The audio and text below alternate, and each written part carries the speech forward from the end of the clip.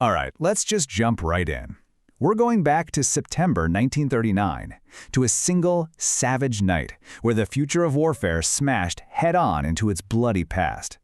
This is the story of how an elite, high-tech SS regiment was utterly annihilated by one of the oldest, most brutal weapons on the battlefield, the bayonet.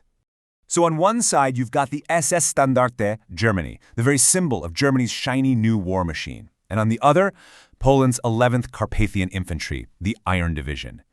This was more than just a battle. It was a clash of philosophies, really. High-tech versus pure, raw, unyielding human grit. So who were the SS Germania? Think of them as the absolute, and I mean absolute, tip of the spear. A fully motorized regiment just packed with the most advanced hardware of the day. Armored cars, powerful trucks, super fast motorcycles. They were built for speed, for shock, for overwhelming firepower. They weren't just soldiers, they were a statement. They were supposed to be the future. And their opponents? Well, there were the 11th Carpathian Infantry Division. Now, these guys weren't rolling around with the latest gadgets. No way. They were a mountain formation, hardened by grueling marches, and led by the absolutely brilliant Colonel Bronislaw Progar-Kittling. What they didn't have in tech, they made up for in spades with morale and the sheer bloody-minded toughness. So the SS Germania, they roll into this little village called Mużyłowice, and they make a huge, arrogant mistake. They were so convinced of their own technological superiority, so certain the Polish forces were scattered and broken, that they set up camp for the night without even bothering to post proper security. I mean, they basically left the front door wide open. And you know who saw that open door? Colonel Progar-Kittling. He looked at the enemy's arrogance and didn't see a threat. He saw a golden opportunity. And the plan he came up with? Wow. It was so out there, so against everything modern warfare was supposed to be, that it was either complete madness or pure genius. He called for cold steel. And this right here, this leads to one of the most bone-chilling military orders you will ever hear. Progar-Kittling told his men, "We attack with bayonets, rifles unloaded." I mean, just let that sink in for a second. He's ordering his men to charge one of the most heavily armed units in the entire German army with empty guns. So you've got to be asking, why, right? Why in the world would you send your guys into a fight with what are pretty much just knives on sticks? It sounds like a one-way ticket, a suicide mission. But as it turns out, it was a stroke of absolute tactical brilliance. Okay, so the logic behind this seemingly crazy order? It was incredible, and it breaks down into 3 parts. First, absolute silence. One stray gunshot on the way in, and the whole element of surprise is gone. Game over. Second, no friendly fire. Think about it. Pitch black, total chaos in a tiny village. This stops guys from accidentally shooting each other. And third, and this is the real kicker, it completely neutralized the Germans' biggest advantage. You can't lay down fire with a machine gun, you can't use your fancy armored car when the enemy is suddenly in your face, right on top of you. It turned a modern battle into a primitive, hand-to-hand brawl where all that tech meant absolutely nothing. So, the stage is set. The night of September 15th, 1939. Under a pitch-black sky, the Iron Division gets ready to unleash some serious old-school hell on the sleeping German elite.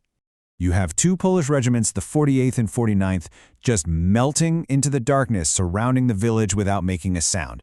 The discipline here is just insane. Not a whisper, not a single mistake.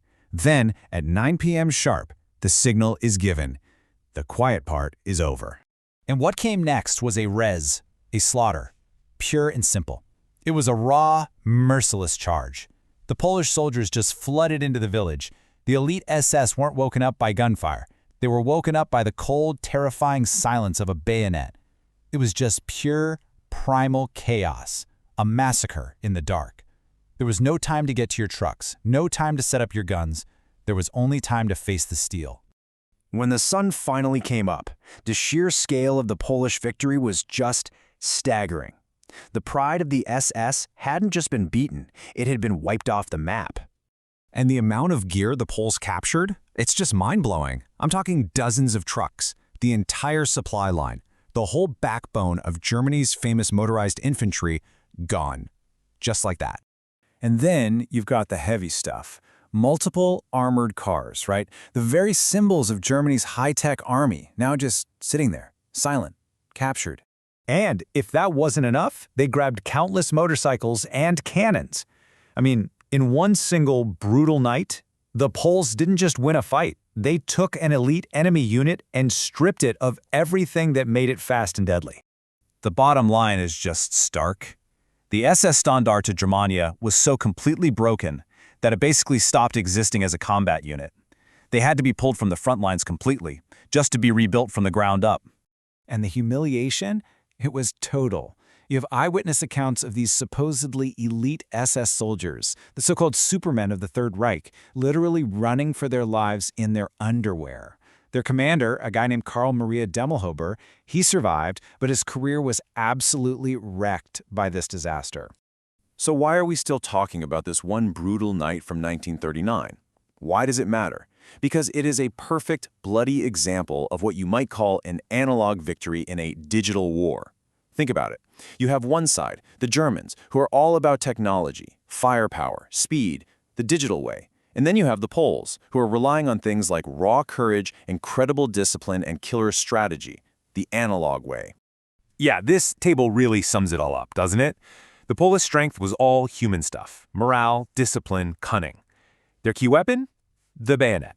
The Germans? They put their faith in the engine. And on that night, the analog approach didn't just squeak out a win. It led to the complete and total annihilation of its high-tech enemy. And that leaves us with a question that's just as real today as it was back then.